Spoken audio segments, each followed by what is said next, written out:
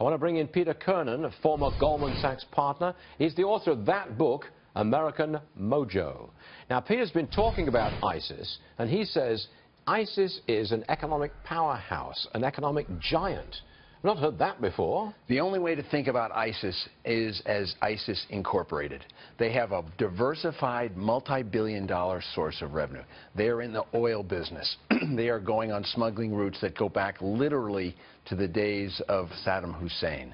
They are in the cement business. They are in the cigarette business. They are in all kinds of businesses. In addition, they control millions of people.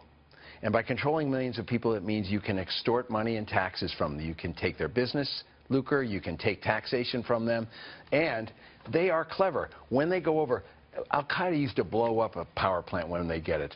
What these guys do is they'll go into a power plant in Syria, take it over, and sell that electricity back to the Syrian government. These are economic giants, very clever people, and the trick is, where are they investing the money? They are about the highest payer. They outpay the Iraqi army. So they're paying for their talent. But second and more importantly, you look, they're not investing in infrastructure. They're making major investments in technology. You've reported, we've talked about what they do on social media. But they're doing more than that. You think they're really big in cyberspace? I think they're huge in cyber capacity is outstanding? Really? I think it's a force multiplier. Most people have focused on how good they are at social networking, how good they are at bringing people in with really clever YouTube videos. They've gone beyond that to a much darker place. Now they communicate with a lot of encrypted applications, and they're working on their own, what I would say, industrial-style encryption. And so what is happening, you haven't heard this yet from the FBI, but you will. They are communicating in a way that we can't tap into. We should prepare ourselves for the likely scenario that the bad guys are talking to one another and we can't hear what they're saying. They're investing big in that true killer app. We promised our audience that we would talk about some of the negatives facing the stock market today. One of those negatives is Germany, which now has a negative interest rate of minus 0.01. It doesn't sound like much, but you give the German government money, they don't give it all back to you.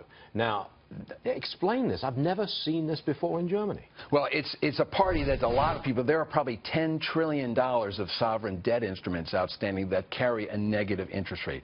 What does that mean? What it means is that I am so desperate to protect my money that I'll give it to somebody who's going to charge me rather than pay me to keep it. Now, you may wonder, who's buying this? Who's crazy enough to buy this? Banks, a lot of insurance companies and other institutions that have lots of cash they have to put to work have to buy in these treasury markets. I think the 10-year gilt is something like 1% today. So I will pay you 1% for 10 years.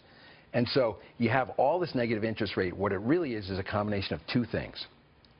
A lot of concern about Brexit and other sovereign risks that are all over, not helped by these terrorist attacks, and second, the very aggressive move by the EU to buy back bonds to basically keep the interest rates low.